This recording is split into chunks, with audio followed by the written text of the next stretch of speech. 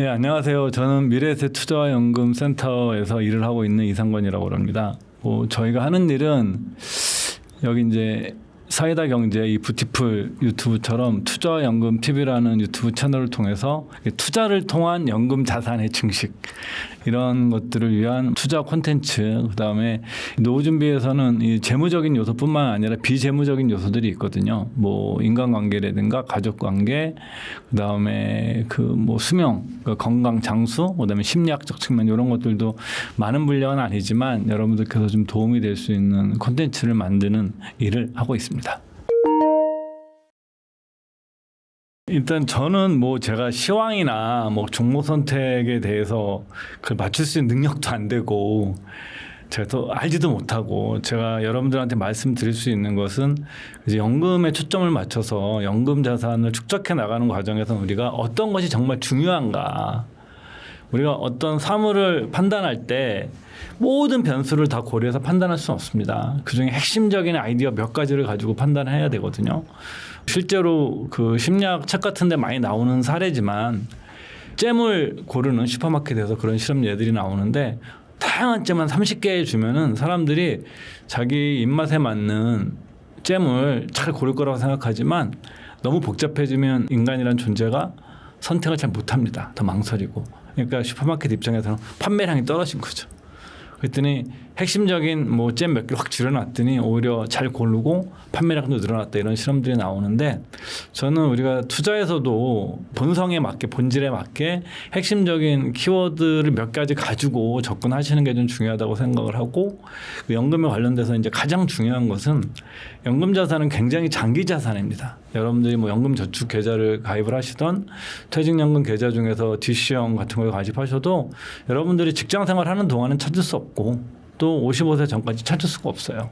얘가 이런 것들은 이제 결박된 자산이라고 그러는데, 결박이 되어 있기 때문에 장기간에 걸쳐서 운용을 해야 되는 자산입니다. 그래서 연금과 같은 자산에서 핵심적인 우리가 아이디어 중에 하나는 타이밍보다 타임이 훨씬 중요하다. 기간이.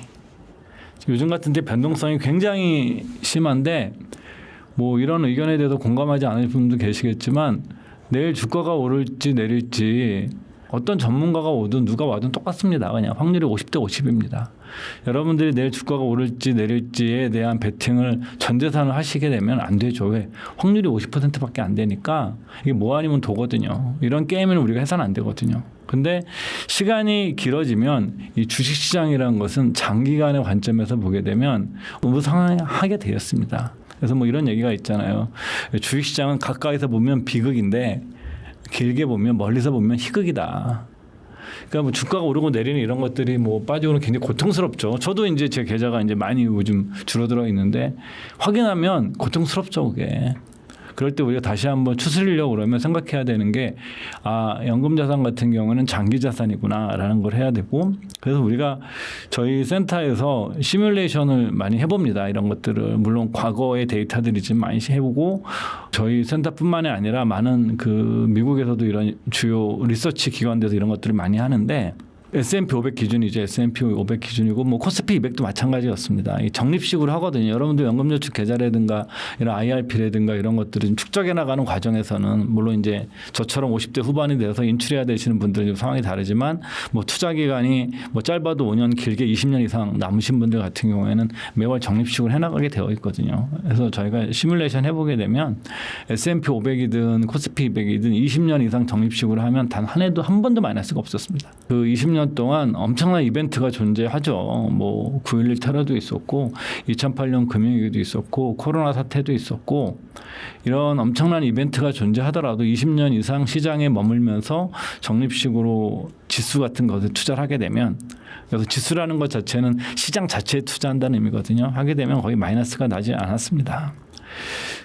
그리고 이제 당연한 얘기지만 퇴직이 얼마 안 남으신 분들은 이렇게 100% 주식에 적립식을 할 수 없죠. 이런 분들은 이제 현금 비중을 늘리셔야죠. 현금 비중 일정 정도 가져가시는 방법으로 대응하셔야 되고, 기간이 10년 이상 남으신 분들, 이런 분들은 그래도 확률이 한 80% 이상 됩니다. 플러스 확률이. 그렇기 때문에 여러분들이 내가 지금 이렇게 힘들더라도 내가 투자하고자 하는 기간이 얼마인가, 목적지가 아직 많이 남으셨으면 인덱스 펀드의 창시자인 존 보글 그분께서 말씀하신 것처럼 여러분들 항로를 유지하시는 게 굉장히 훨씬 더 좀 중요하다고 생각합니다.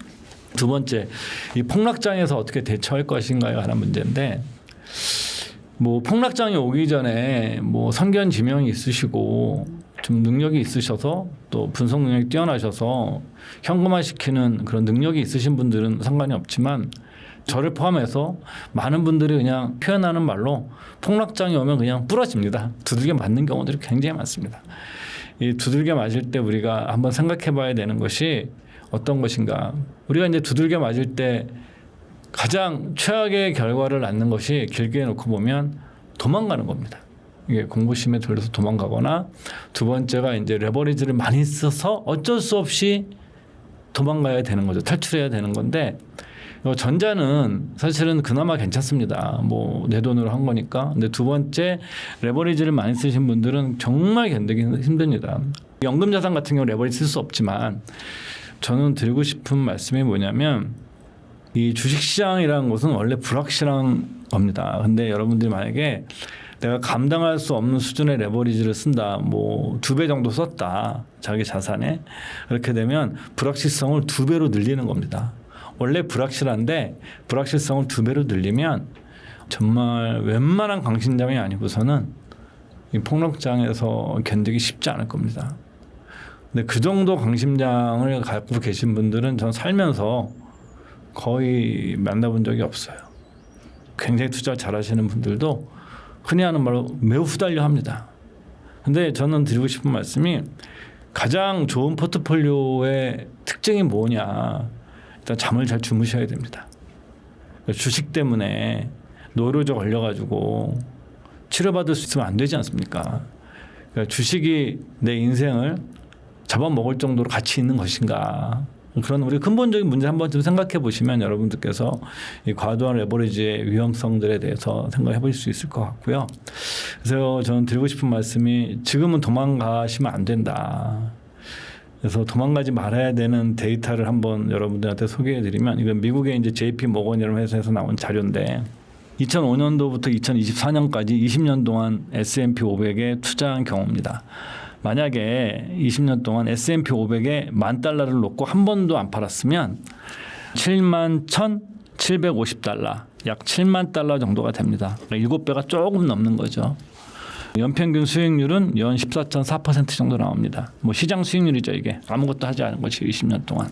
근데 20년 동안 수익률을 가장 좋았던 10일, 열흘 동안 만약에 내가 시장에 머무르지 않았으면 10일을 내가 놓치는 겁니다. 놓치면 32,871달러, 연평균 6.1%로 쪼그라듭니다. 근데 만약에 10일이 아니라 가장 좋았던 60일을 놓치면 원금도 안 됩니다. 4,712달러입니다.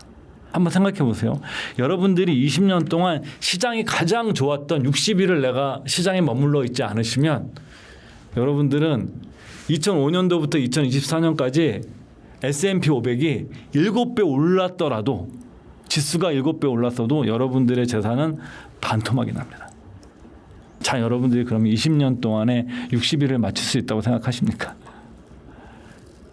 네, 저는 아니라고 생각하거든요. 근데 중요한 게 하나 있습니다. 이 레포트 분석에 의하면 가장 좋았던 10일 중에 7일이 가장 나빴던 10일부터 2주 안에 나온 겁니다.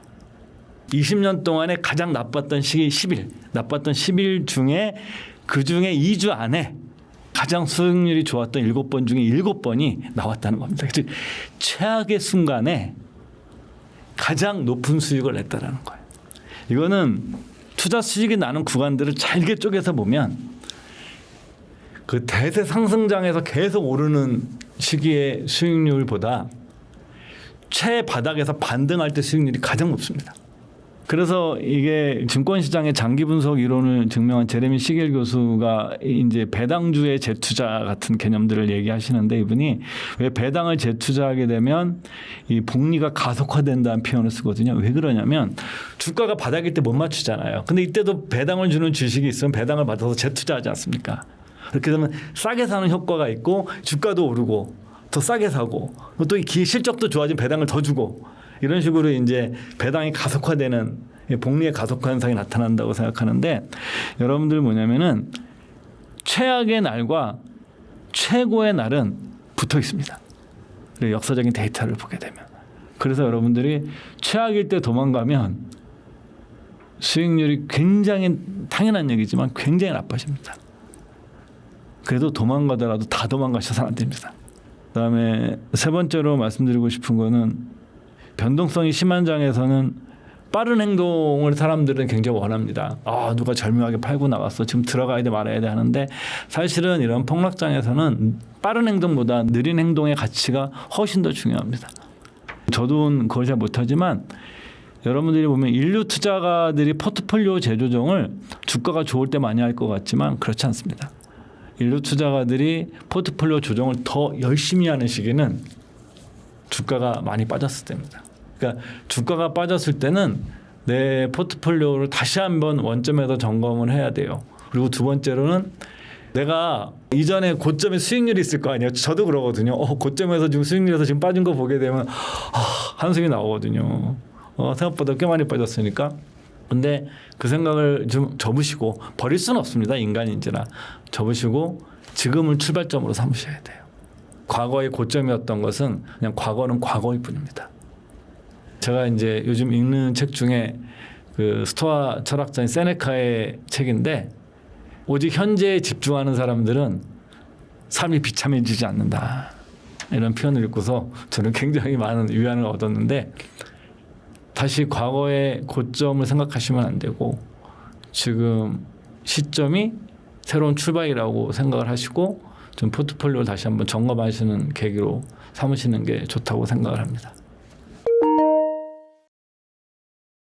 개별 종목을 잘 하시는 분들이 굳이 인덱스를 할 필요가 없어요. 제가 이제 이런 유튜브나 방송에 나가서 인덱스를 얘기를 하게 되면 저 사람은 인덱스만 투자라고 얘기하는 거냐라고 오해하시는 분들이 계신데 그렇지 않아요.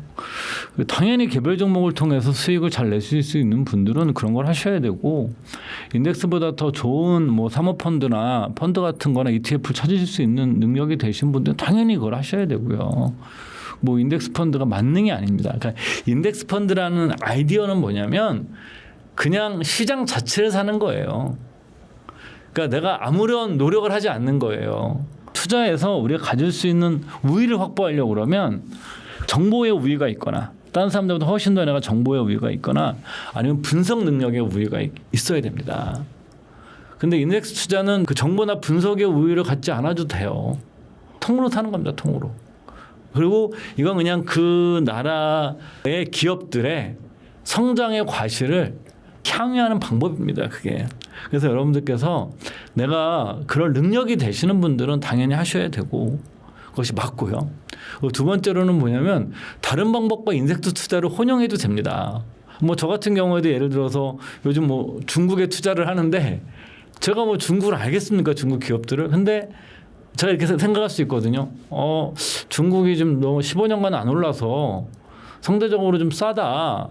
근데 싸면은 저희들이 흔히 하는 말로 이 시장이 밀린 숙제를 할 때가 있거든요. 우리나라가 이제 2011년도부터 2024년도까지 박스권이었습니다. 13년간 박스권이었어요. 이 시기가 여러분들께서 많이 하셨던 국장 탈출은 지능순이다 이렇게 얘기했던 시기입니다. 근데 지금 우리가 국장에 2004년, 24년 이후에 발을 담근 사람과 안 담근 사람과 또 수익률이 확 벌어졌고 또 우리가 13년 기간 동안에 국장 탈출을 지능순을 했던 시기에 미장을 안 갖고 있었던 사람들은 뭐 그렇게 썩 좋지 않았을 거예요. 근데 그중에서도 국장만 하더라도 탁월한 수익 내는 분들이 계세요. 제 주변에도 계시고 그분들 아예 미장 안 하시지만 그 13년간에 탁월한 수익률 올리신 분들이 계세요. 그렇지만 대다수분들이 그게 안 되시는 분들인데 내가 좀 포트폴리오로 구축을 하면서 그 미장은 내가 잘 모르겠지만 뭐 미장의 성장이 더 좋을 것 같다 생각되면은 우리가 종목 선택 없이도 인덱스를 사는 것만으로도 충분히 자산 배분을 할 수가 있는 거거든요. 그래서 여러분들께서 이게 하나의 방법이 무조건 절대시할 필요가 없다. 뭐 투자에 어떻게 완벽한 게 있겠습니까? 그래서 저보고 어떻게 한다라고 물으면 저는 그냥 인덱스도 사고요.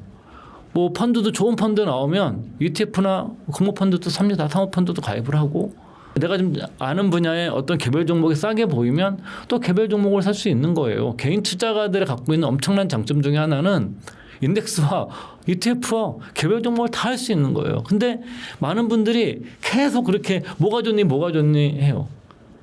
더 중요한 거는 내가 개별 주식을 하든 ETF를 하든 펀드를 하든 아니면 섞어서 하든 여러분들이 일정 시점이 됐을 때 여러분들의 재정적 독립을 하는 것이 목표지.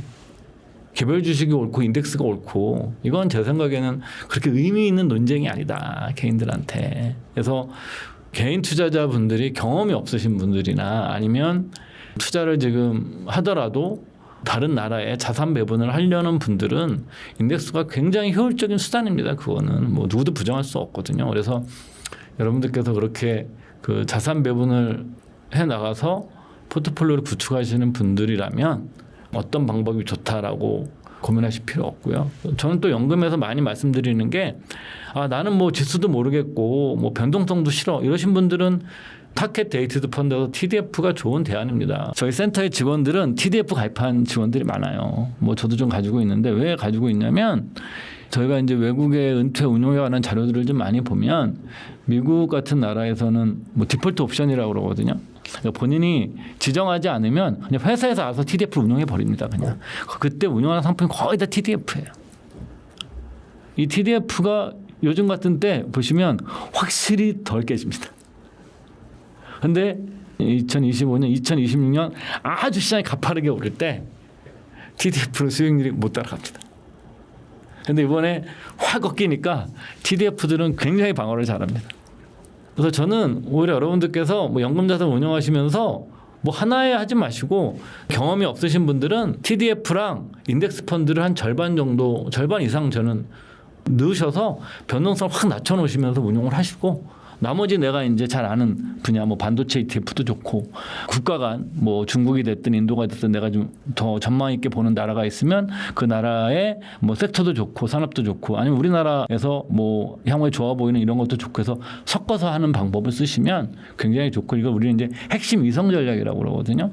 핵심 위성 전략에서 핵심을 차지할 수 있는 연금에서의 가장 제가 보기에는 가장 변동성이 낮고 예측 가능하고 그 안정적인 편에 속하는 안정적인 100%는 없으니까 그게 이제 인덱스와 TDF 같은 겁니다. 이런 것들은 핵심 코어 자산으로 쓰시면서 결합을 하시면 오히려 저는 그 대박이 나지 않더라도 연금 자산을 좀 장기적으로 순정시키는 데는 훨씬 더 이게 덜 고통스러운 방법이라고 좀 말씀드리고 싶습니다.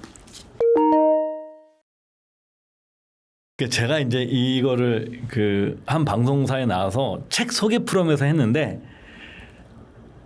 이런 것도 그래도 전 댓글을 보면 안 돼요. 저는 약간 상처까지는 알지만 약간 답답한 게 이거는 제 생각이 아니라 그 책에 나와 있는 내용을 소개한 거예요. 그리고 보그레드, 그러니까 존 보그레 인덱스 펀드를 만든 그 뜻을 따라서 투자하는 이 보그레드라는 커뮤니티는 미국 최대 주식 커뮤니티고 여기에서 활동하시는 분들은 이걸 통해서 노후 준비를 한 사람들이 굉장히 많습니다.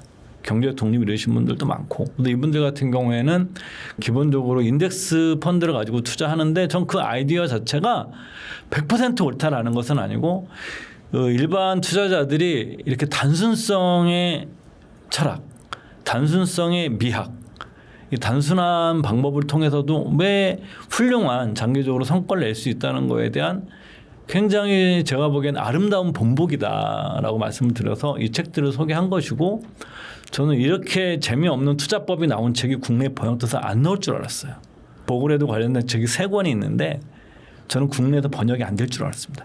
너무 재미없는 책이거든요. 이 책을 다 읽을 필요도 없었는데 5분만 들어도 아는 거예요. 그냥 세계의 인덱스 펀드에 투자하고 그냥 계속 가만히 있어라는 거예요. 장기간에 걸쳐서 비가 오나 눈이 오나 주가가 오르나 내리나 그런 신경 쓰지 말라는 거예요. 그것도 충분히 하다. 그리고 중간중간에 필요하면 리밸런싱 한 번씩 해라. 이 아이디어가 이 책에 다예요. 그래서 많은 분들이 약간 오해를 하는 거죠. 그랬더니 뭐 저 사람 꼭 이거 하라고 그것이 아니라 여러분들께서 이렇게 단순한 투자 3가지만으로도 상당히 그 의미 있는 결과를 만들어낼 수 있다는 것이고 이 버그레드 3 펀드 포트폴리오에서는 세 가지 펀드를 얘기를 합니다. 이건 당연히 미국에서 나온 책이기 때문에 당연히 미국 중심의 책이고요. 첫 번째 미국 시장 전체 투자하는 인덱스 VTI 같은 뱅가드 토탈 인덱스라든가 그다음에 S&P 500도 충분히 똑같은 거죠. 좀 차이는 있지만 그다음에 이제 미국을 제외한 글로벌 투자하는 인덱스 그다음에 미국 채권 전부 다 투자하는 인덱스 이게 다 나와 있거든요. 이 세 개 가지고 투자하라는 겁니다.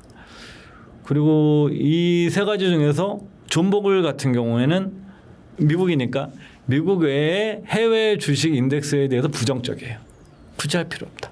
왜냐하면 S&P 500을 예를 들면 S&P 500대 기업 자체가 이미 글로벌 기업이고 이들이 다양한 통화로 돈을 벌거든요. 마이크로소프트 사면은 돈을 달러로만 버는 게 아니잖아요. 지금 삼성도 마찬가지지만 한국에 있는 마이크로소프트는 한국 원화로 벌 거고 일본에 진출해 있는 마이크로소프트는 엔화를 벌 거고 캐나다에 진출해 있는 마이크로소프트는 캐나다 달러를 벌 거고 인도에 진출해 있는 마이크로소프트는 인도 루피아로 벌 거 아니에요. 그러니까 기본적으로 이런 S&P 500에 속해져 있는 글로벌 기업들은 그 자체로 통화가 다 해지가 다 돼 있고 다양한 통화 원천으로 돈을 벌기 때문에 굳이 안 해도 된다라는 게 존 보글의 생각이었고 3 펀드 포트폴리오의 중요한 인물은 이제 뭐냐면 보글의 왕이라고 불리는 분이 한 분 계신데 이분은 평생 동안 S&P 500 이 세 가지 펀드만 투자해서 노후 준비가 되신 분이에요.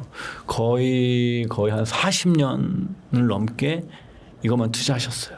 딱 여러분들 40년 S&P 500 그래프 보세요. 가능해질 수가 없거든요. 이분은 또 나스닥 100도 안 합니다. 이거에서 또 반대 의견이 있을 수 있거든요. 나는 뭐 S&P 500은 좀 내가 보기엔 구닥다리 기업도 있으니까 나는 그냥 첨단 기업만 하겠다. 해서 뭐 나스닥 100 하면 수익이 더 좋았겠죠. 과거 40년 동안. 근데 그 과정에 물론 이제 2000년 99년도 고통스러웠겠죠. 이런 분들이. 하여튼 여하튼 뭐 이렇게 하는 방법을 가지고 하는 거죠. 근데 이 방법에서 중요한 거는 뭐냐면 그 자산 배분이에요. 자산 배분. 그러니까 이제 이 비중이 변하거든요. 그래서 투자하실 때 내가 어느 정도 비중을 그냥 뭐 n분의 1로 3등분해서 하셨을 때 일정 시점마다 이렇게 기계적으로 리밸런싱 하는 방법이 있고 인덱스 펀드의 존 보글 같은 경우는 리밸런싱 안 했습니다. 이분은. 언제 하냐? 이번에 큰 이벤트가 있을 때. 예를 들면 이제 2000년도 인터넷 버블기 같은 경우에 리밸런싱 확 하죠. 근데 저는 두 가지 방법을 섞어 쓰시는 게 좋다고 생각해요. 평소에 뭐 1년이나 어떤 분들 6개월 얘기하는데 6개월은 너무 짧은 것 같고요. 한 1년 정도만 한 번씩 리밸런싱을 하시고 그다음에 급격한 이벤트가 발생해서 주식과 채권 이런 비중이 급격하게 많이 변하면 그때 이제 비중을 다시 확 바꾸는 거죠. 이게 많은 분들이 빨리 부자가 되고 싶거든요. 빨리 부자가 되고 싶다 보니까 빠르게 부자 되는 방법들을 따라다니시고 그리고 그걸 악용하는 분들도 좀 있죠. 유튜버 같은데. 그렇지만 좀 천천히 부자가 되는 방법을 내가 믿는다면 이런 3 펀드 포트폴리오 같은 것들을 조금 변형해서 일단 한국도 좀 집어넣고 뭐 중국도 좀 집어넣고 좀 섞어서 이렇게 하시는 것도 저는 사실은 장기적으로 꽤 괜찮은 결과를 만들 수 있다라고 말씀을 드리고 싶습니다. 이게 75만 원이란 게 뭐냐면 그 75만 원은 우리가 연금저축 계좌와 개인형 IRP를 합산해서 우리가 받을 수 있는 연말에 또 사업하시는 분들 5월 달에 종합소득세 내시고 직장인들은 이제 연말정산을 하시는데 받을 수 있는 총액이 900만 원입니다. 그러니까 내가 세액공제 받을 수 있는 한도죠. 이게 매월 75만 원씩 여러분들이 불입하시면 그 세액공제 한도 900만 원을 다 받으실 수 있는 거예요. 그래서 우리가 이제 이런 것을 시뮬레이션 할 때 쓸 수 있는 대표적인 시뮬레이션 수단이 뭐냐면 우리 인덱스를 씁니다. 예를 들어서 뭐 필라델피아 반도체 같은 인덱스를 넣었으면 더 많이 수익을 났을 거예요. 그런데 이런 섹터라든가 테마를 가지고 우리가 이런 시뮬레이션 하는 건 굉장히 어렵습니다. 그래서 시장 전체 수익률, 그래서 시장 전체 수익률의 의미가 굉장히 중요한 겁니다. 특히 저희 부서에도 젊은 직원들 그런 얘기를 하는데 내가 뭐 S&P 500을 안 좋게 보더라도 소액이라도 이런 지수 투자를 해서 내가 시장을 경험하는 게 굉장히 중요한 얘기다고 말씀을 드리는 건데 매일 75만 원씩을 넣어서 S&P 500의 과거 수익률인 거죠. 과거 수익률. 그 연평균 수익률이 연말에서 한 10% 정도 되고 뭐 더 좋았던 구간에는 연평균 수익률이 12%까지도 올라가는데 뭐 대략 낮게는 8%, 높게는 10%고 최근에 S&P 500이 한 최근 20년간은 더 높죠. 근데 예를 들어서 그 전으로 돌아가서 우리가 뭐 70년대다 이러면 굉장히 낮을 겁니다. 스태그플레이션 시기니까. 그렇지만 우리가 이제 평균은 평균이지만 평균이라는 걸 도입했을 때 한 75만 원씩 이렇게 적립식으로 오래 넣으면 이게 이제 10억이 되죠. 이게 10억이 되고. 근데 이게 많은 분들이 그러죠. 누가 그럼 이렇게 오래 넣느냐라는 얘기를 하는데 30년 동안 누가 넣느냐라는 말씀을 드리는데 제가 이제 저희 젊은 직원들한테 제가 하는 얘기를 제가 개인적으로 적립 투자를 저는 적립 투자 자체가 개인 투자자들에게는 너무너무 좋은 친구 같은 존재다. 그리고 내가 지금 투자 지식이 좀 부족하더라도 적립 투자만 잘 알아도 거창하게 어려운 것도 없거든요. 그냥 매월 일정 금액을 꾸준히 시장 상황에 상관없이 좋으나 나쁘나 기계적으로 투자하는 방법입니다. 그래서 이 적립식 투자 방법을 다른 말로는 약간 자동화된 오토매틱 투자라는 표현도 쓰거든요. 영어로는. 그렇게 하는 방법이에요. 그러니까 전 제 경험을 좀 말씀드리면 저는 지금 한 24년 정도 된 것 같아요. 24년 동안 뭐 제가 24년 전에 할 때는 S&P 500이 없었어요. 그리고 좀 있다가 이제 해외 펀드라는 게 나왔던 거거든요. 우리나라에도. 하지만 저는 뭐 국내 주식이 됐든 뭐 해외 펀드 그다음에 등장했든 간에 20년 넘게 지금까지 한 달도 안 빼놓고 뭐 금액에 좀 차이는 있지만 적립식을 해오고 있습니다. 지금도 계속 하고 있고 제 연금 계좌에서 저는 뭐 퇴직하기 전까지 제 연금 계좌에서 계속 늘 거예요. 근데 이 여러분들께서 뭐냐면 복잡하지 않고 내가 S&P 500이든 TDF가 됐든 내가 잘 알고 있는 유망 ETF가 됐든 아니면 아까 말씀드렸던 핵심 위성 전략을 통해서 S&P 500과 TDF를 활용하고 일부 정도를 뭐 섞어서 하시든 이런 방법을 통해서 여러분들이 제 생각에는 한 30년 뭐 20년 정도 하신다고 그러면 그리고 요즘 또 젊은 세대 분들은 맞벌이 많이 하시잖아요. 뭐 젊은 세대 아니도 맞벌이 많이 하시니까 제 생각에는 20년 이상 하시면 10억을 모아 나가는 거는 정말 어려운 일은 아니다. 그래서 여러분들께서 그런 얘기를 하는 거죠. 그럼 시장이 어떻게 될 줄 알아? 모르죠. 알 수 없고 또 20년 뒤에 무슨 일인지 제가 어떻게 알겠습니까?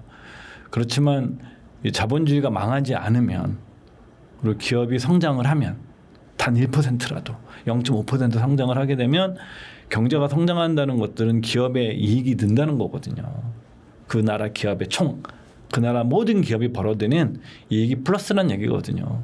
그렇게 되면 그 이익에 반영해서 주가는 변동성이 있겠지만 길게 보게 되면 플러스로 수렴이 되게 되어 있습니다. 그게 안 되면 어떻게 되겠습니까? 뭐 일본처럼 20년간 디플레이션 경제가 오거나 아니면 망하는 겁니다. 뭐 자본주의 망할 것 같으면 뭐하러 집을 삽니까? 집도 필요 없고 주식도 필요 없습니다. 망할 텐데 뭐. 극단적으로 말씀드리면. 그래서 우리는 그 자본주의가 뭐 우리 살아 생전에 앞으로 20-30년 지나더라도 생존하는 시스템이라고 우리가 생각을 한다면 저는 이렇게 내 연금에서 세액공제 한도 좀 안 되시는 분들은 부족하면 또 부족한 대로 뭐 채우실 수 있는 분들은 채우시고 더 여유가 되시는 분들은 또 한도가 1,800만 원이니까 더 증액을 해서 이렇게 적립식으로 여러분들이 20년 30년 하시면 누구라도 저는 엄청난 부자는 아니어도 경제적으로 독립할 수 있는 준비는 할 수 있다라고 좀 감히 말씀드리고 싶습니다. 저희가 이제 연금 교육도 하고 그다음에 연금 관련 콘텐츠를 만들면서 저는 정말 세 가지가 제일 중요하다고 생각을 요즘 많이 하고 있어요. 그래서 제가 이제 특히 젊으신 분들의 그런 교육할 기회가 되면 제가 정말 될 것 없이 합니다.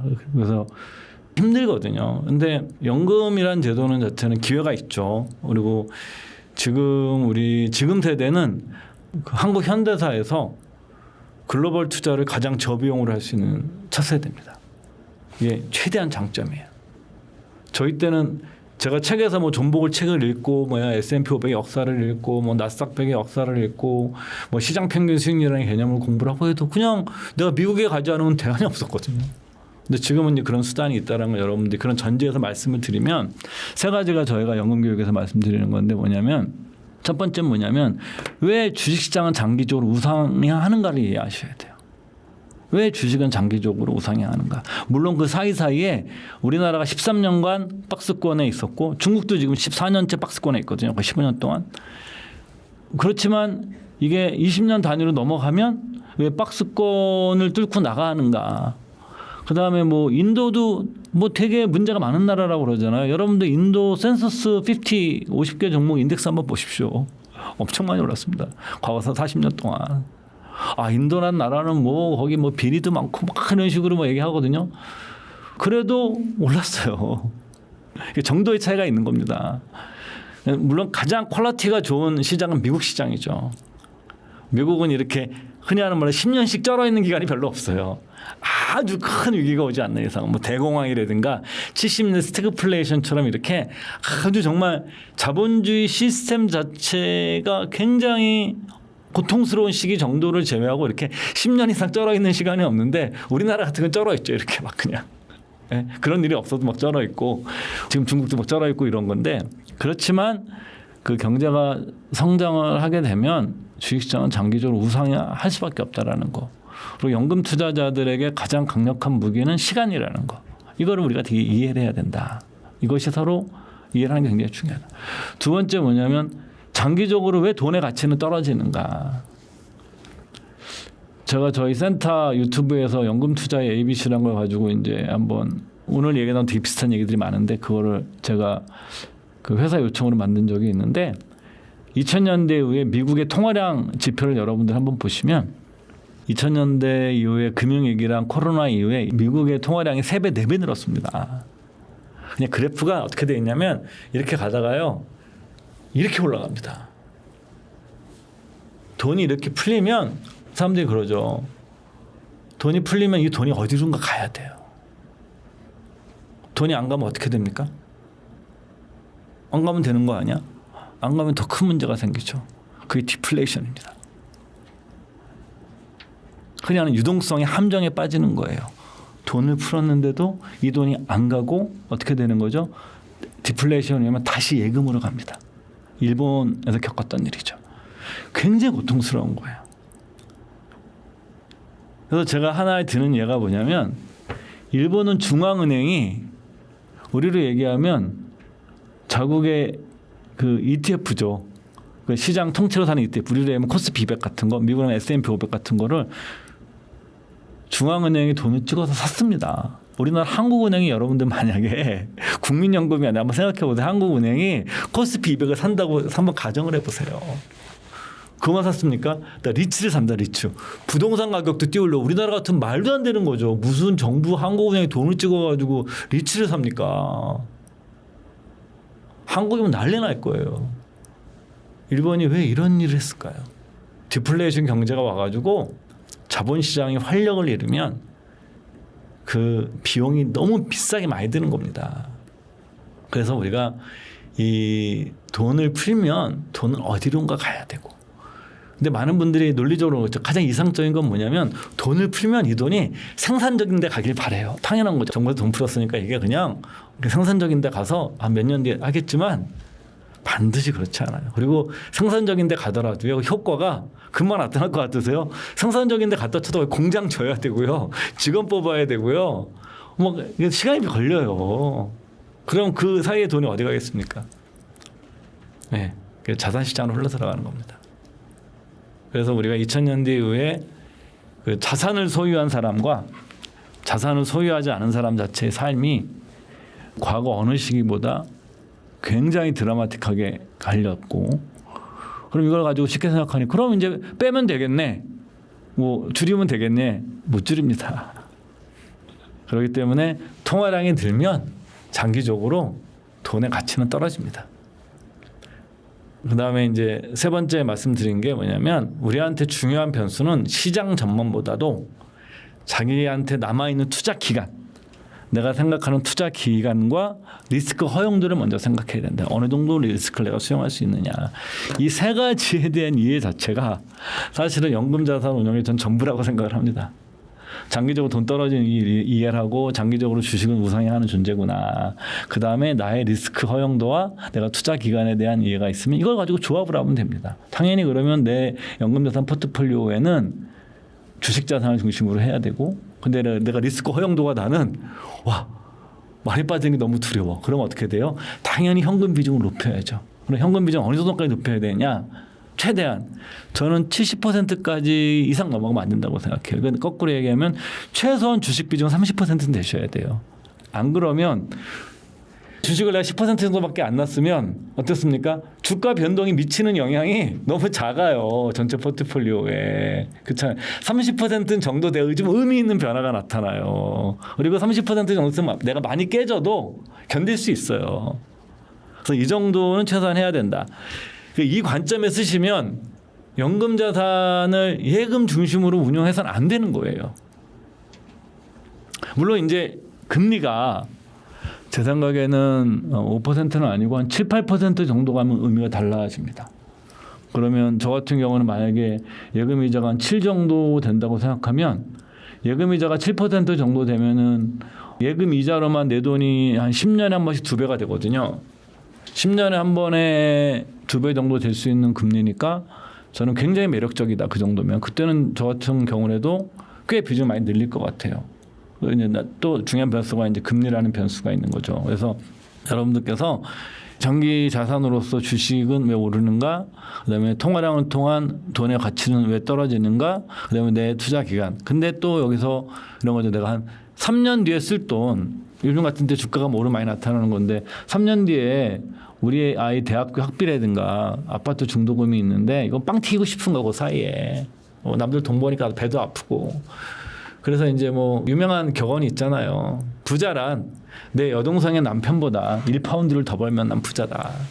이런 속담도 있고, 내 친구가 나보다 빨리 부자가 되는 걸 지켜보는 것만큼 고통스러운 것은 없다. 인간이 그런 존재들이거든요. 그래서 그러다 보니까 이제 뻥튀기 하려고 하시는 분들인데 제가 보기엔 대다수 실패로 끝나죠. 왜? 뭐냐면 이게 강세장 말미에 나타나는 뭐 전형적인 현상이거든요. 그래서 투자 운용 기간이 한 3년 이내에 있는 돈은 투자를 안 하는 게 좋다. 더 보수적이면 5년 내에 용도가 정해져 있는 돈은 투자를 안 하는 게 좋다. 그럼 투자는 어떻게 해야 되느냐? 5년 이상 해야 될 돈이고 내가 돈이 없어. 그럼 적립식으로 하셔야 되는 거죠. 이 간단한 것만 내가 지켜도 큰 사고는 치지 않습니다. 근데 여러분들이 원하는 것만큼 빨리 부자는 못 되겠죠. 제가 이제 많이 말씀드리는 법칙이 369, 18 법칙이에요. 369 게임 있잖아요. 그래서 제가 이제 이 말을 만들어서 제가 보급을 하고 있어요. 여러분들께서 연금 저축에 돈을 넣으셔서 세액공제 받는 한도와 가입 순서를 말씀드리는 거예요. 처음에는 9에서 시작합니다. 여러분들이 세액공제 받을 수 있는 최대 한도는 900만 원이에요. 근데 여기서 만약에 그 연봉이 5천만 원 넘어가시는 분들은 13.2%고 그 이하는 19% 정도 되니까 세액공제는 무조건 받아야 됩니다. 여러분들이 13.2%의 확정 수익을 여기서 나중에 연금 받으실 때는 5.5%의 그 연금 소득세를 내야 되시지만 여러분들이 나중에 13.2%라는 확정 수익을 얻을 수 있는 투자처는 존재하지 않습니다. 그러니까 여러분들이 만약에 13.2%를 매년 올리실 수 있으면 여러분들은 그냥 조기 은퇴하셔도 돼요. 그리고 여러분들 13.2%를 올리시면 여러분들은 아주 부자로 돌아가실 겁니다. 굉장히 높은 수익입니다, 이게.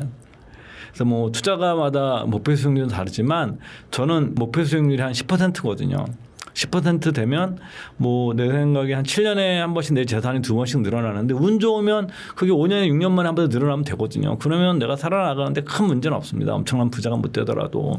그래서 여러분들께서 이렇게 확정 수익을 주는 거기 때문에 무조건 가입을 하셔야 돼요. 이거는. 제가 이쪽에 있어서 말씀드리는 것이 아니라 그럼 900만 원인데 그럼 900만 원 어떻게 채워야 되느냐. 세액공제를 가입할 수 있는 연금저축 관련 상품은 2가지가 있습니다. 하나는 연금저축계좌고 하나는 개인형 IRP예요. 그러면 연금저축계좌와 개인형 IRP에 얼마씩 넣어야 될까?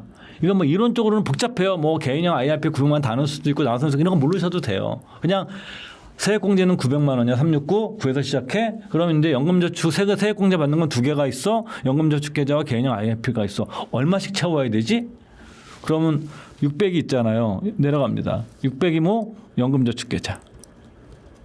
그 다음에 개인형 IRP가 얼마? 300. 이게 끝이에요. 그럼 내가 먼저 50만 원씩 넣을 수 있어. 그러면 개인형 IRP부터 가입해야 돼요? 연금저축계좌부터 가입해야 돼요? 연금저축계좌부터 채우셔야 돼요. 600만 원. 근데 계좌는 만들어 놓으세요. 돈 안 넣어도 계좌 만들 수 있으니까. 그럼 1,800만 원은 뭐냐? 세액공제 한도예요. 그러니까 세액공제가 아니라 불입 한도입니다. 납입 한도. 그러니까 내가 1,800만 원을 다 넣으면 900만 원은 세액공제를 받고 900만 원은 세액공제를 받지 않겠죠? 근데 내가 뭐하러 넣어 이거를? 아니죠. 해외 투자하는 건 어떤 놈은 유리하죠.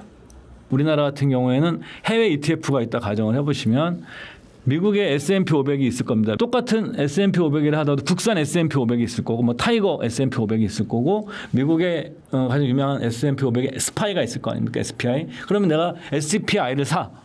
여기서 발생하는 소득은 양도소득세를 내죠. 내가 이제 일정 한도를 내고 250만 원인데 그 넘어가는 거에 대해서는 양도소득세를 내고 땅 소득 합산하지 않습니다. 근데 이거는 한국에서 타이거 S&P 500을 사면 이거는 양도소득세가 아니라 발생한 수익이 배당소득세가 돼요. 배당소득이 2천만 원 넘어가면 다른 소득과 합산해서 금융소득 종합과세로 넘어가겠죠. 근데 이거 연금에 들어가면 상관이 없어요. 그러니까 이런 거는 연금에서 사서 하고 그러면 내가 추가되는 금액은 어디에 넣어야 되느냐? 개인형 IRP에 넣어야 될까요? 연금저축계좌에 넣어야 될까요? 또 연금저축계좌입니다. 개인형 IRP가 아니라. 그러니까 결론적으로 뭐냐면 개인형 IRP에는 300만 원만 넣고 나머지 돈은 몽땅 다 연금저축계좌에 때려 넣는다. 그러면 왜 추가 세액공제 한도 넘어가는 금액, 900만 원 넘어가는 금액을 또 왜 연금저축계좌로 넣느냐? 연금저축계좌에 넣게 되면 세액공제 받지 않은 원금은 언제든지 인출할 수 있습니다. 근데 개인형 IRP에 들어가면 인출이 안 됩니다. 연금 받을 때까지는 아니면 특별한 사유가 있어야 됩니다. 이민이나 큰 중병에 걸리거나 이런 게 아니면 찾을 수가 없습니다. 그리고 연금저축계좌는 담보대출도 됩니다. 근데 개인형 IRP는 그게 어렵겠죠. 그래서 여러분들께서 오히려 36918을 딱 외우시고 연금저축계좌부터 채우시고 여기에 플러스해서 ISA 계좌가 이제 2천만 원씩 해서 5년이니까 1억 원까지 넣을 수 있죠. 이걸 채우시는 겁니다. 그럼 ISA 계좌를 어떻게 이용해야 되냐? 이게 3천만 원까지를 ISA 계좌는 실질적인 만기가 없어요. 많은 분들이 만기가 얼마냐고 그러는데 ISA 계좌는 원래 만기가 없습니다. 저는 갖고 있고 전 99년 만기거든요. 99년 만기 신청해놨어요. 근데 이건 뭐냐면 ISA는 언제까지 내가 찾지 않아야 페널티가 없는 겁니다. 세제 혜택이 주어지는데 그 기간을 3년으로 정해놓은 거예요. 그러니까 3년은 버텨야지 내가 세제 혜택을 받을 수 있는 거예요. 연금저축계좌는요. 내가 55세부터 받을 수 있거든요. 안 받아도 돼요. 55세부터 안 받아도 됩니다. 내가. 근데 퇴직연금으로 받은 개인형 IRP는 인출해야 돼요. 10,000원씩이라도. 일반 우리가 연금저축계좌는 안 찾아도 돼요. 돈이 필요 없으면 나중에도 인출해도 되거든요. 근데 ISA 계좌도 3년 이상 넘어가면 페널티가 없는 거예요. 그럼 이때 내가 3천만 원 모아놓으면 요거를 그대로 어디로 가느냐? 연금저축계좌로 이화시키면 거기 300만 원에 대해서 추가로 세액공제 한도를 더 인정해줘요.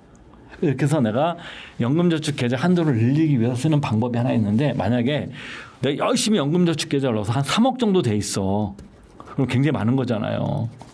이런 분들은 저는 이전할 필요 없다고 생각해요. 왜 그러냐면 인출 한도가 1,500이에요. 그럼 3억이면 내가 20년에 걸쳐 빼야 돼요. 세금 혜택 보려면. 안 보려면 내가 16.5% 세금을 내거나 아니면 종합소득세 신고를 해버려야 돼요. 그러니까 세제상의 매력이 훅 떨어집니다. 그러니까 뭐냐면 1,500까지 인출할 때만 가장 메리트가 있거든요. 그러니까 내가 연금저축계좌가 제 생각에는 한 2, 3억 되기 전까지는 IS에서 옮기셔서 연금저축계좌를 불리시고 여러분들이 한 2억 이상 넘어가시면 그때부터는 저는 IS의 계좌를 독자적으로 운영하시면서 거기서 이제 돈을 모아나가시는 이런 전략을 짜는 것도 굉장히 나쁘지 않다. 이렇게만 하더라도 상당히 많은 그 세제 혜택을 볼 수 있고 현재까지는 이런 것들을 지금 현재는 나중에 또 어떻게 될지 모르지만 현재까지는 분리과세를 내기 때문에 건보료 적용도 안 되고 그다음에 다른 소득 합산하지 않아요. 그래서 여러분들이 이렇게 전략을 하시고 그다음에 연금저축 열심히 하셔가지고 연금저축계좌가 뭐 한 2, 3억 되신 분들은 IS를 굳이 넘기기보다는 저는 IS 그 자체로 운용하시는 것이 세제사의 혜택을 더 극대화할 수 있는 방법이다라고 말씀을 드리고 싶습니다. 집중하고 있는 건 아니고요. 저는 한 40%? 내 재산이 엄청나게 많으면 이거는 캐시플로우나 인출이나 별 의미가 없어요. 근데 재산이 좀 적당하거나 좀 부족하신 분들이 노후자금은 뭐냐면 그건 이제 그래서 설계를 좀 해야 돼요. 뭐 설계를 하려고 그러면은 노후 재무 설계의 본질이 현금 흐름이거든요. 현금 흐름. 현금 흐름을 내가 내가 나가는 방법을 제가 찾으셔야 돼요. 지금 현재 몇 가지 방법이 있습니다. 첫 번째가 뭐냐면 그냥 현금 나오는 자산들로 세팅을 하는 거예요. 뭐 배당도 좋고 뭐 리츠도 좋고 요즘 리츠 시장 안 좋지만 뭐 거꾸로 또 기회가 될 수도 있다고 저는 생각하는데 그다음에 뭐 커버드 콜도 사실 저는 커버드 콜은 많이는 하고 있지는 않아요. 근데 이제 또 필요하신 분들이 있거든요. 그 커버드 콜 전략 중에 이런 것들이 또 근데 뭐 제 생각에 20, 30대 분들은 뭐 크게 필요한 것 같지는 않아요. 젊은 세대가 굳이 커버드 콜 필요 없습니다. 현금 흐름보다 젊은 세대들은 자산의 성장에 초점을 맞춰야지. 그래서 이분들은 현금 흐름도 나오는 자산을 갖고 싶으면 배당 성장주 같은 것이 더 좋은 컨셉이에요. 성장을 하니까. 근데 커버드 콜은 성장이 잘 안 되는 자산이거든요. 캐시플로 확실하게 나한테 주는 대신에 그러니까 완벽한 상품은 존재하지 않습니다. 그래서 이런 걸 위주로 현금 흐름 같은 것들을 하는 방법이 있고 나는 이런 게 싫어. 난 싫고 기본적으로 그냥 주식이나 이런 것들 가지고 나는 투자를 할 거야. 이러신 분들은 우리가 쓸 수 있는 방법 중에 하나가 현금 보유 전략이죠.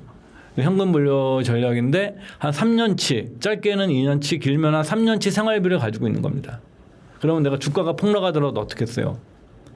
3년 동안 내가 쓸 돈이 있으니까 기다릴 수 있거든요. 그러니까 가장 안정적인 건 5년치 생활비 갖고 있는 겁니다. 5년 정도 지나면 대충 복구되거든요.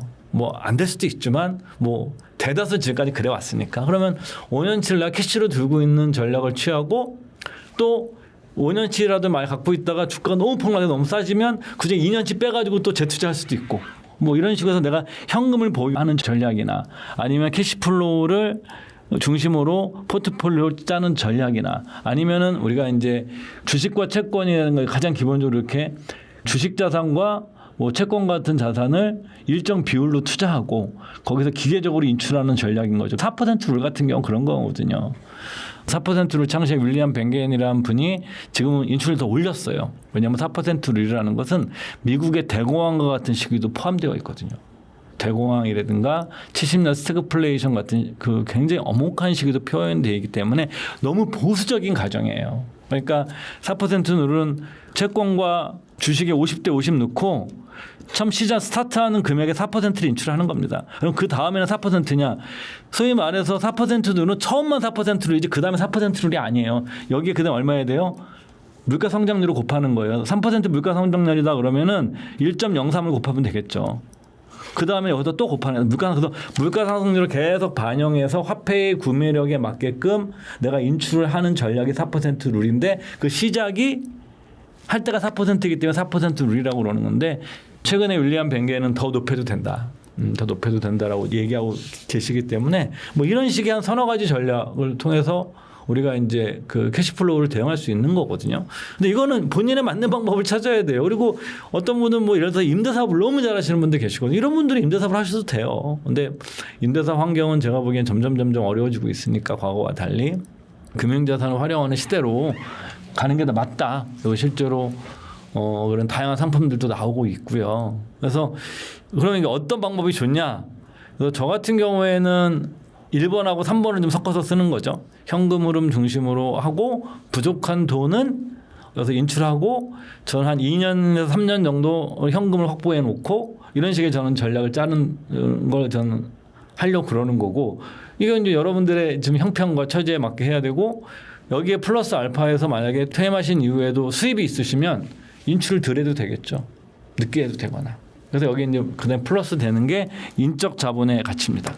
인적 자본을 통해서 내 캐시플로우를 만들어낼 수 있으면 훨씬 더 노후 자금 비중은 더 줄어들게 돼 있죠. 또 하나 변수는 뭐냐면은 퇴직한 시점과 국민연금이 나오는 시점에 발생하는 이게 크레바스라고 그러는데 소득 공백기 기간인데 이거는 뭐 일자리가 있으시는 게 제일 좋죠. 일자리가 있으시면 해결 쉽게 되는 거고 안 되면 내가 이제 일자리와 나오는 캐시플로우를 섞어서 이런 식으로 내 형편에 맞게 전략을 짜시면 되고 캐시플로우를 만들어내는 이런 은퇴 이후에 이런 전략은 굉장히 어렵다. 이게 굉장히 쉽지 않다.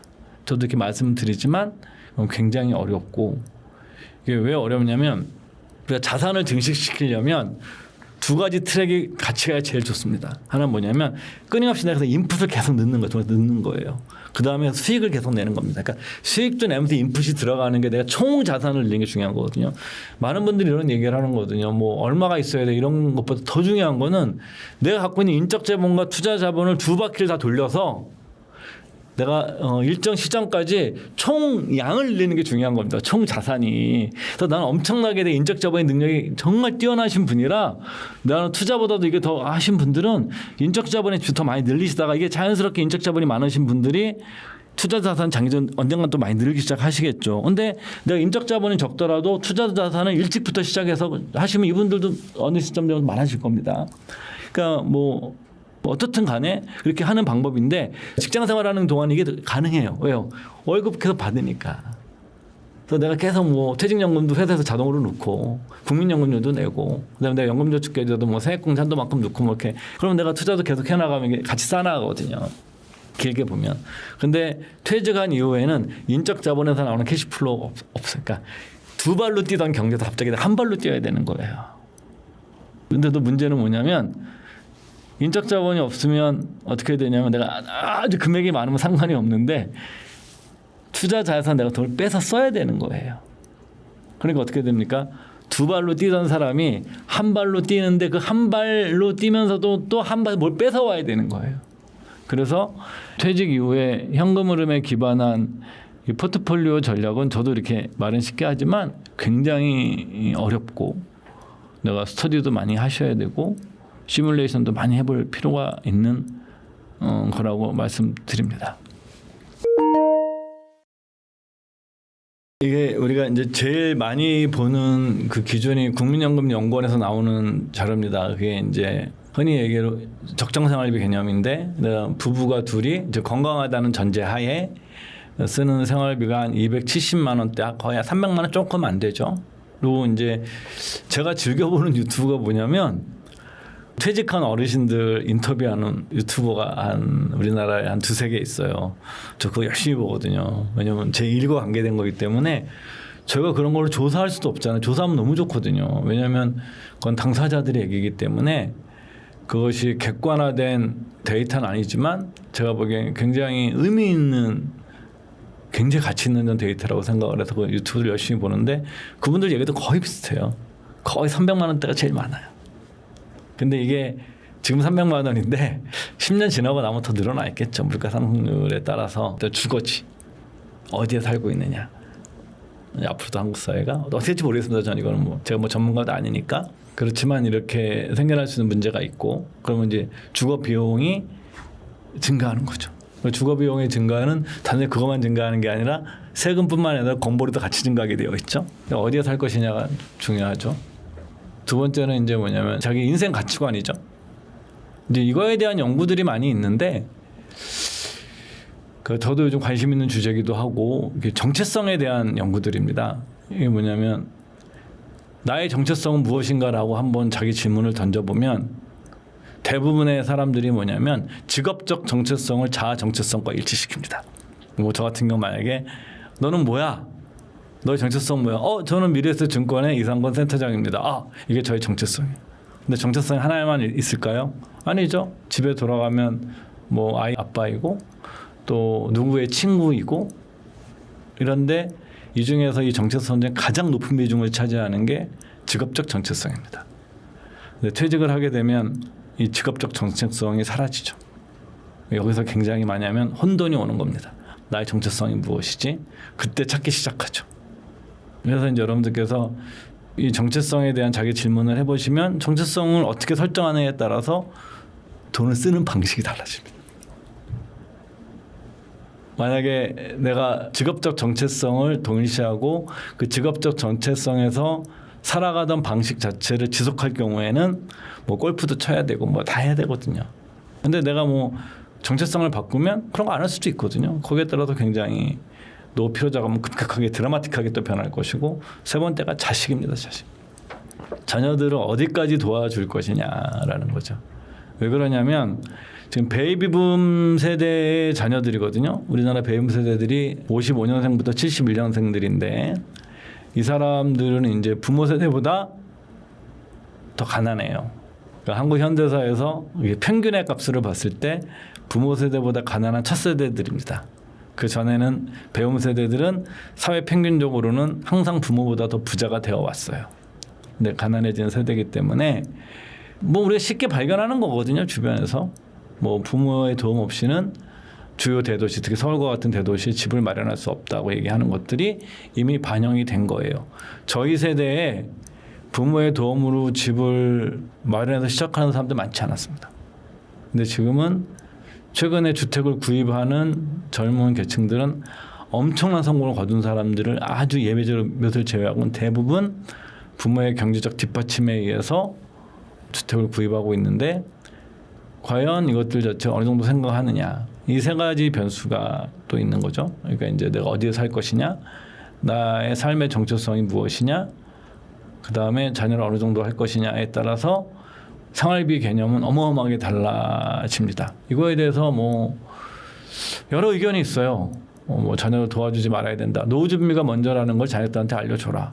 뭐 하시는 분도 계시고 어떻게 안 도와줄 수 있냐 하시는 분도 계시고 근데 그걸 가지고 무엇이 옳으냐라고 어떤 분들은 뭐 나오셔서 자신 있게 얘기하시는데 저도 좀 젊었을 때 그렇게 말했는데 뭐 세상 돌아가는 판을 보면 그렇게 잘라 말 못하겠다. 너무 이제 사회 고비용 구조로 가기 때문에 쉽지 않다. 그래서 이게 굉장히 안 좋은 현상이죠. 저도 지지하는 건 아니고 굉장히 어떻게 보게 되면 약간 아름답진 않다. 굉장히 우울한 그림인데 우울하더라도 현실은 현실이니까 이런 걸 다 고려하셔서 여러분들의 이제 퇴직 이후에 현금 흐름 전략을 한번 짜보시는 게 저는 좋지 않을까라고 아주 원론적인 의미의 답을 드릴 수밖에 없을 것 같습니다. 이 개념을 제가 이 처음 칼럼을 쓰면서 이걸 했던 게 뭐냐면 그 재정훈련이라는 개념을 했던 건 뭐냐면 그 맞벌이 함정이라는 책이 있습니다. 지금 민주당의 아주 진보를 대변하는 의원님 중에 엘리자베스 워렌 그 하버드대 법대 교수님이 계신데 그분이 맞벌이 함정이라는 책에서 미국에서 왜 똑똑하고 고학력의 맞벌이 부부들이 왜 파산을 하는가에 대한 거를 이제 쓴 책이에요. 가장 큰 원인은 이제 학군 입찰 경쟁이라는 건데 좋은 학군지에 똑똑한 부모들이 좋은 학력의 부모들이 자녀들의 교육을 위해서 대출을 흔히 하는 말로 최대한 받아서 베팅을 했는데 미국은 우리나라와 달리 차이가 있죠. 미국은 고용이 굉장히 탄력적인 나라입니다. 해고를 할 수가 있죠. 우리나라는 해고를 하기가 어렵습니다. 우리나라는 해고가 거의 어렵습니다. 우리나라는 노동 구조 굉장히 비탄력적인 나라입니다. 많은 분들이 우리나라 뭐 노동이 뭐 회사 측 유리하다고 생각하는데 그렇지 않습니다. 한국은 굉장히 이제 보호가 잘 되어 있는 나라이기 때문에 한국은 해고하기가 어렵습니다. 그러니까 미국은 이렇게 해고하기 쉽잖아요. 요즘 우리가 빅테크에서만 6만 명인가 자른다고 그러고 미국에 이민 가 있는 제 친구 아들이 샌프란시스코에 사는데 그 친구 아들이 데이터 사이언스를 대학원에서 전공을 했거든요. 한 5, 6년, 7, 8년 전만 해도 데이터 사이언스 전공했으면 서로 다 데려갔습니다. 같이 졸업한 친구들 단 한 명도 채 못했답니다. 단 한 명도. 그러니까 미국은 이런 나라거든요. 그러니까 이제 이렇게 해서 딱 잘리면 어떻게 되느냐? 한 명의 수입이 없는 거죠. 내가 대출액을 2명 수입을 기준으로 받았는데 그래서 이제 파산이 늘어난다는 얘기고 또 차이가 말씀드리면 미국은 만약 집을 못 갚으면 우리나라는 죽을 때까지 갚아야 되잖아요. 미국은 그렇지 않아요. 은행도 같이 책임을 집니다. 그래서 우리나라의 소위 말하는 대출 제도는 빌린 사람이 죽을 때까지 찾아가는 비대칭적인 대출 관행이고요. 미국은 내가 집을 포기해버리면 근데 이제 내 집이 날아가긴 하지만 포기해버리면 또 안 와야 됩니다. 이런 구조로 특수성이 있다 말씀드리지만 그걸 이제 저희가 응용을 해서 그러니까 우리나라는 이제 퇴직한 이후에 이게 이제 수입이 단절되는 거잖아요. 어찌 보면. 똑같은 의미인 거죠. 엘리자베스 워런 의원이 쓴 그 책에서 나오는 핵심 개념은 수입의 단절이거든요. 어느 한 사람의. 우리도 이제 은퇴라는 것 자체가 퇴직이라는 것 자체가 수입의 단절이기 때문에 이 단절을 대비해서 내가 갖고 있는 기존 자산으로 얼마의 캐시플로우를 만들어낼 수 있느냐를 점검해 보자는 거예요. 저도 이제 제 친구나 이제 후배들이 선배분들이 이미 퇴임하셨고 가끔 찾아오거든요. 친구들도 그렇고 제가 이쪽 일을 오래 하고 있으니까 그러면 이제 제가 제일 먼저 하는 얘기는 네가 퇴직하면 얼마 정도 생활비를 주지. 재산이 많은 사람한테 그런 얘기 할 필요 없어요. 많으면 야 그냥 대충 쓰고 살아 이렇게 하는데 내가 보기엔 좀 애매모호한 거예요. 펑펑 쓰긴 어렵고 그렇지만 뭐 또 개혁은 필요하고 이 정도 되면은 여러분 아시다시피 금액이 아주 커지면 그때부터 세금 문제가 중요하지 설계 문제가 중요하지 않아요. 그래서 이제 그런 친구들 오게 되면 한 달에 얼마 정도 네가 쓸 수 있는지를 네 품위 유지하는 것까지 감안해서 쓸 수 있는지를 생각하고 아이가 만약에 대학을 졸업하지 않았거나 아니면 아이가 이제 뭐 결혼 정년기랑 얼마까지 지원해 줄 수 있는지를 반영을 해서 월 생활비를 뽑아와라. 그러면은 다 잘 뽑아올 것 같죠. 해보신 분 거의 없어요. 생각보다. 제 친구 얘기입니다. 처음 해봤다고. 그래서 한 얘기가 뭐냐면 생각보다 많이 든다. 여러분들 생각보다 많이 듭니다. 그러니까 이거는 서울 대도시 기준이에요. 아까 말씀드렸잖아요. 내 정체성을 어떻게 두느냐에 따라서 정체성은 가치관을 결정하거든요. 왜냐하면 정체성이라는 것은 신념과 믿음에 기반해서 이루어지는 자기 인식 상이기 때문에 내가 어떤 사람이야라고 스스로 규정하는 것 자체가 돈을 쓰는 거에 영향을 미쳐요. 그러니까 이런 것들을 연구하는 분야도 있고 그렇기 때문에 어떻게 규정하느냐에 따라서 씀씀이가 달라지는 거죠. 그래서 그런 걸 한번 해봐라 그러면 이제 거의 안 해봅니다.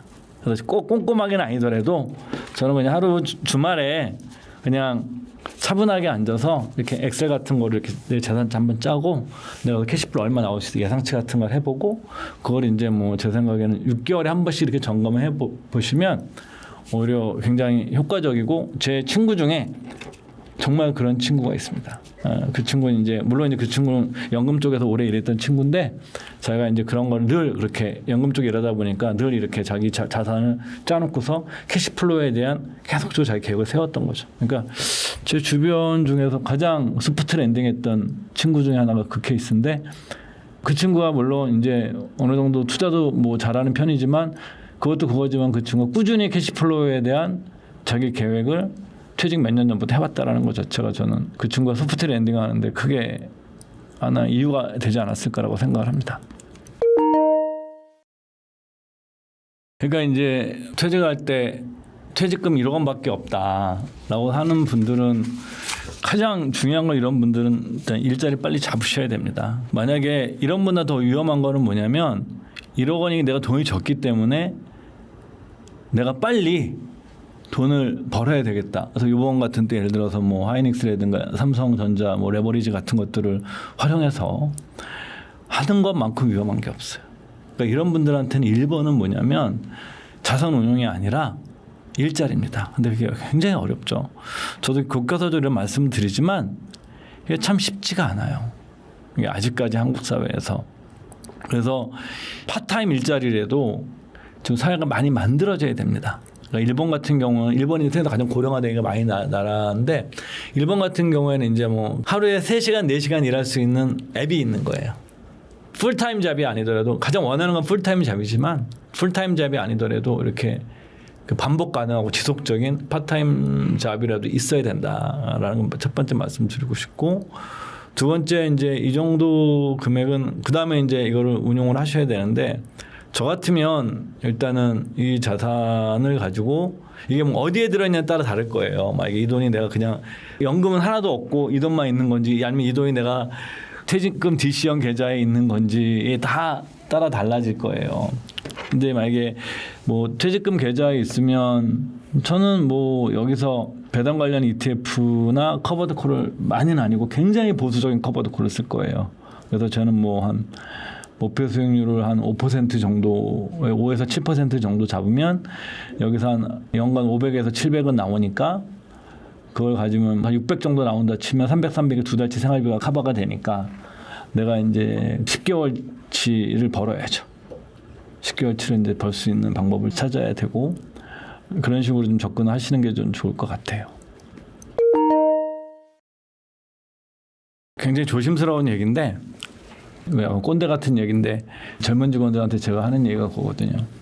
세상에서 제일 쉽게 돈 버는 방법이 대기업에 입사하는 거다. 휴가 다 쓸 수 있고 그다음에 때 되면 보너스도 주고 그다음에 연월차 수당도 주고 해고도 함부로 안 되고 제일 돈 벌기 쉽다. 여러분들 장사를 하시면 식당을 하시면 조그만 공간에 내 인생을 가둬놔야 됩니다. 그다음에 뭐 영업을 하면 상대방의 의뢰 입장에서 비율을 맞춰야 되고요. 배달업을 하시면 수많은 교통사고의 리스크 속에서 내가 삶을 살아가야 됩니다. 이게 뭐냐면 굉장히 어렵다. 이게 어렵다. 그래서 저는 창업의 시대에서 파타임, 풀타임, 뭐 풀타임이 아니더라도 파타임의 시대로 가는 것이 굉장히 사회적으로나 개인적으로 굉장히 안전하다. 근데 단 내가 굉장한 전문 지식이 있고 재산도 어느 정도 돼서 손실의 범위가 제한되어 있는 거죠. 예를 들어 내가 뭐 몇십억이 있는데 내가 5억 정도 날려도 돼. 뭐 이렇게 돼서 이런 분들이 하는 거는 저는 굉장히 의미 있는 일이라고 생각을 하지만 굉장히 쉽지 않다. 굉장히 쉽지 않고 그래서 저는 이런 말씀 드리는 게 왜냐하면 뭐 저는 제 삶의 환경 자체가 가족들 중에 자영업하신 분들이 많았기 때문에 어려서부터 얼마나 어려운 걸 너무 많이 봤어요. 너무 많이 봤고 지금도 쉽지도 않고 우리나라는 굉장히 쉽지도 않아서 저는 오히려 이제 창업을 통해서 노후를 준비하는 것 자체는 굉장히 아름다운 얘기죠. 아름다운 얘기. 이런 말은 쓰는 거죠. 그래서 이제 굳이 뭐 한다면 1인 창업이란 표현도 쓰고 그다음에 경영사상가인 이제 찰스 핸디 지금 작고하셨는데 제가 엄청 좋아하는 경영사상가인데 이분이 이제 오래전에 코끼리와 벼룩이라는 책을 쓰셨습니다. 제가 지금 최근에 다시 보고 있는데 한번 절판된 책이죠. 그래서 이제 이 벼룩의 개념, 1인 기업, 이제 프리랜서죠. 프리 에이전트라는 개념을 쓰든 1인 기업으로 쓰든 이제 이런 거는 모르겠지만 시스템에 투입을 하는 거죠. 뭐 장사를 하게 되면 임대료를 내야 되고 뭐 프랜차이즈를 하더라도 거기에 설비비를 내고 종업원을 고용해야 되고 이런 식으로 시스템을 구축하는 이런 창업은 상당히 힘들다. 그리고 더 한 가지 붙이자면 창업은 체력이 있어야 됩니다. 체력이 굉장히 좋아야 되는데 뭐 저 같은 사람 맨날 골골대기 때문에 저는 되도록이면 권하지 않습니다. 권하지 않고 그런 것보다 오히려 파타임 일자리들 풀타임 베스트지만 풀타임이 안 되면 파타임 일자리들 그리고 어쩔 수 없이 이제 한국 사회가 정년 연장을 해야 됩니다. 이미 이제 우리나라도 국민 5명당 1명이 65세 이상인 청구령 사회에 진입을 했기 때문에 향후 아마 10년간은 어마어마한 속도로 이제 노인 인구가 많아질 겁니다. 지금까지의 속도가 아니라 지금까지는 우리가 한 시속 한 30km, 40km 달렸다고 그러면 앞으로 한 100km 달리게 될 겁니다. 고령화가. 그러면 10년 안에 제 생각에는 일본처럼 국민 3명당 1명이 65세 이상인 나라가 될 것이면 당연히 그 60세 이상의 인력들을 어떻게 사회가 다시 잘 활용하느냐는 문제는 단순하게 개인의 문제를 넘어서서 우리나라 전체 노동시장의 문제이기 때문에 최근에 주식과 부동산에 대한 이슈가 많다 보니까 고령화에 대한 이슈가 묻혔는데 이제 초고령 사회가 됐습니다. 얼마 전에 이제 국가 데이터처죠. 뭐 통계청 이름이 바뀐 걸로 알고 있는데 드디어 한국도 초고령 사회에 진입이 됐습니다. 국민 5명당 1명 65세 이상인 겁니다. 이제 앞으로 10년 안에 우리는 아주 인구의 놀라운 변화를 보게 될 것이고 고령화 사회의 확실한 거는 사회가 고비용 구조로 간다는 겁니다. 이 고비용 구조를 어떻게 안 쓸 수는 없거든요. 얼마나 이거를 천천히 적응하면서 갈 수 있도록 해내느냐가 우리가 국가적 차원의 리더십으로 굉장히 중요하고 이런 문제 인구 고령화 얘기 나오면 출산율 얘기하는데 출산율은 지금 높여도 아무 소용이 없습니다. 아이가 지금 태어나도 애가 제대로 된 노동력을 갖추기 위해서는 20년 있어야 됩니다. 그런데 우리나라는 대학을 다 가기 때문에 우리나라는 지금 태어나는 아이들이 노동시장에 편입이 되려고 그러면 특히 남자의 경우는 대학까지 나간다고 한다 치면은 27살, 27년, 26년 후에나 우리 노동시장에 편입되기 때문에 지금부터 뭐 10년, 20년 동안 아무런 의미가 없습니다. 많은 분들이. 지금 아이들 많이 낳아야죠. 많이 낳아야죠. 낳더라도 출산 높아졌으니까 이제 괜찮아질 거야? 절대 상관없습니다. 20년 이상 아무 의미가 없습니다. 그 노동시장에 편입이 될 때 얘기거든요. 그렇기 때문에 뭐 지금 젊은 세대도 취업이 안 되는 마당에 제 생각엔 여러분들이 이제 이런 것들을 좀 고려해서 좀 잘 고민을 하시는 것이 좀 중요하다고 생각하고 창업은 굉장히 불리한 환경으로 간다. 더 고령화가 되면 훨씬 더 불리합니다. 예, 이게 저도 이제 뭐 어찌하다 보니까 이제 고령화나 연금에 관해서 벌써 세월이 20년 넘게 일을 하고 있습니다. 이게 뭐 저도 처음에는 이것이 정말 제가 뭐 이 일에 대해서 엄청나게 뭐 막 관심 갖고 그랬던 건 아니고, 물론 이제 고령화에 대해서 관심이 많았었는데 계속 이제 세월이 흘러갈수록 이제 20년 전에 고민했던 것들, 20년 전에 고령화 사회가 되면 어떨까 해서 그때 생각했던 것들 중에 맞는 것도 있고 틀린 것도 있습니다. 그렇지만 한 가지 확실한 거는 뭐냐면 고령화를 절대 과소평가해서는 안 됩니다.